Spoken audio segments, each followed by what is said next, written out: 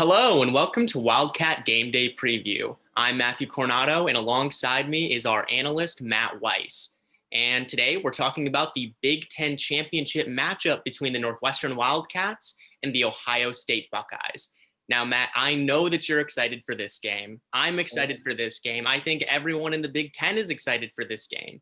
It has some playoff implications and huge bragging rights to either team, whoever comes out the victor of this game. So I just want to get right into the questions. My first one is, what do the Wildcats have to do in order to contain one of the best players in the Big Ten in Justin Fields, the quarterback for OSU? Well, let me just say right off the bat, I am incredibly excited for this matchup. We all know that Ohio State and Northwestern played last year, wasn't too competitive, an almost 50-point rout by Ohio State, but this Northwestern team, it's different, it's new, it's revitalized. And I really think the one thing this Northwestern team, specifically the defense, has to do to stop Justin Fields and win this game is play to its identity. This Northwestern defense bends, it does not break. Northwestern defense has gotten 16 turnovers in the past 7 games, has been incredibly efficient, almost flawless in the red zone.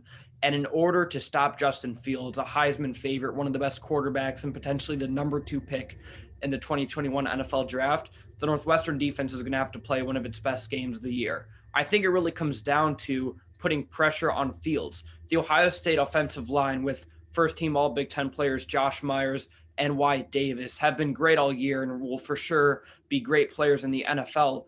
But Ohio State has been vulnerable to allowing pass rushers to get to Justin Fields. And also, one of Justin Fields' main flaws this season has been holding on to the ball too much. Justin Fields has taken sacks and especially against Indiana turnovers when trying to make a play, especially running or trying to throw the ball when he's just holding on to it too long. If Iku Leota and Ernest Brown are able to get to Justin Fields consistently throughout the game, put pressure on him, Ohio State will be vulnerable to Northwestern's defense, to turnovers, and to making this game very close, especially considering that the weapons Justin Fields has in Garrett Wilson, Chris Olave, 2 5-star freshmen, Jackson Smith-Njigba, and Julian Fleming. Northwestern's going to have to get to the quarterback to get Justin Fields if they want to make this a competitive game. And we'll have to see if that Northwestern defense can do so, one of the top passing defenses in the NCAA. But moving on from that, I want to ask you, from both teams, who are 2 key players that we can look out for that will make a difference in this game, impact players? Well, I mean, we already talked about Justin Fields obviously going to make an impact on the game. But what I think is so special about this game is there's really not one player who's going to make an impact on either team. Each team is going to have to play as a complete whole unit to be the adversary they are against Northwestern, against Ohio State. Specifically, though, there are certain matchups I'm going to like to look at. First off is the run game and specifically Master Teague.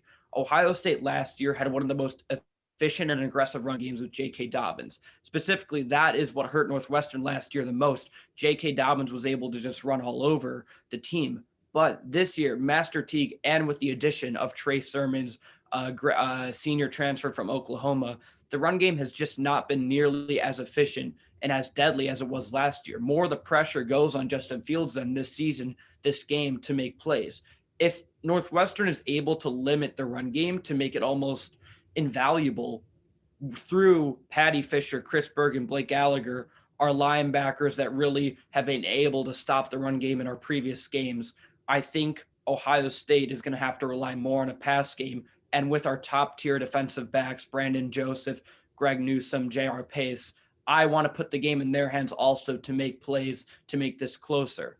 I think Patty Fisher, the Big Ten linebacker of the year, is going to have one of his most amazing games of the season. Everyone on Northwestern is going to have their top game of the season in order to beat this Ohio State team. And I'm also incredibly excited to watch Greg Newsome play this game.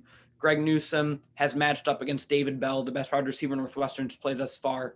But with Garrett Wilson and Chris Olave, I think 2 of the most underrated wide receivers in all of college football who've been just amazing this year. I'm just excited to watch him match up with such great talent. It's going to be a treat to watch. It will for sure be an exciting matchup between those 2.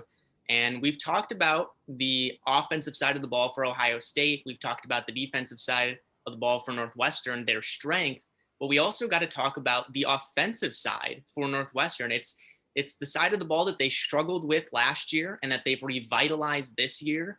And so looking at this game, what does Northwestern have to do in order to drive the ball down the field on a consistent basis against this top tier Ohio State defense? Well, as everyone knows, Northwestern loves to run the ball. We're in the top percentile of teams to for rush attempts per game.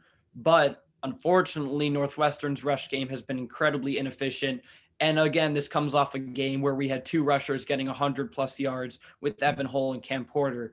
But we're not just going to be able to pound the ball against Ohio State. They're more experienced. They have, again, like we have Blake Gallagher, Chris Berg, and Patty Fisher. They have an equally impressive group of linebackers in Pete Warner, Tuff Borland, Baron Browning. We're not just going to be able to run the ball. I think the game comes down to Peyton Ramsey and his efficiency at the quarterback position.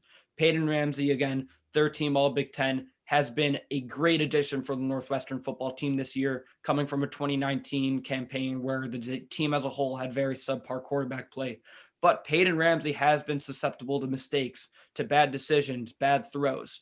Equally, he's had impressive throws. I mean, I can't go back to thinking about that pass he had to Ramil Chakwill Bowman a couple games ago. Just one of the most beautiful over the shoulder fade passes for like a 20-yard touchdown. I mean, if he's able to have those flashes, those throws in a game against Ohio State, where it's going to really be a pass heavy offense against a secondary that is Ohio State's vulnerable point. Ohio State's secondary, the defensive backs have yielded almost over 270 plus pass yards a game after losing Jeff Okuda and Damon Arnett. Shaun Wade still an incredibly skillful and great cornerback, will go top 15 in the draft next year.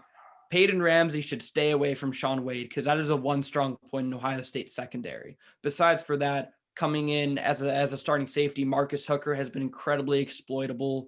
Sevyn Banks has been exploitable. Peyton Ramsey is going to have receivers and John Rain and Kyrick McGowan and Riley Lees that are going to be they have the opportunity to get space to make plays. They're going to have to do that. And Peyton Ramsey is going to have to make the decisions and the throws to capitalize on them.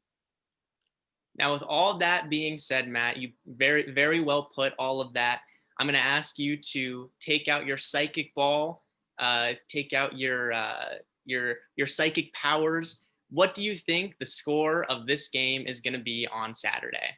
I am really torn about this game. As we know, in 2018, Northwestern lost by a fair amount, but I don't think that score was really representative of how competitive of a game it was. And I think this game is going to be incredibly competitive also. I'm confident in both teams to put their best shapes on the field. I'm going to predict that Northwestern falls to Ohio State winning 35-21.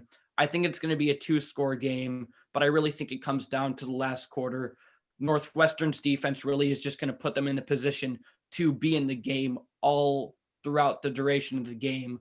But I mean, I don't have enough confidence in Northwestern's offense to compete with such a stacked offense on Ohio State's side.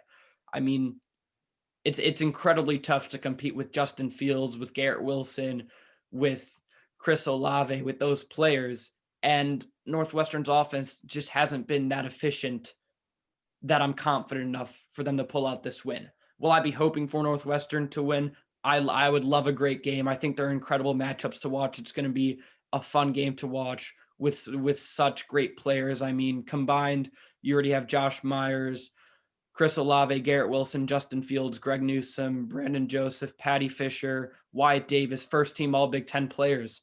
I mean, it's not only on Ohio State side, but Northwestern does have some great players as well. It's going to be a fun game to watch, and it means a lot to both programs. Ohio State to the playoff if they win, Northwestern a fringe team on the playoff if they win. But as a program, it would be amazing to get a Big Ten championship under the belt. So I'm excited to watch it. It's going to be a great game. I'm excited as well. And with that, this has been Wildcat Game Day preview for the Big Ten Championship, Northwestern versus Ohio State at Lucas Oil in Indianapolis at 11 a.m. on Saturday. I'm Matthew Coronado. Alongside me, Matt Weiss for NNN Sports. This Thank has you. been Wildcat Game Day Preview.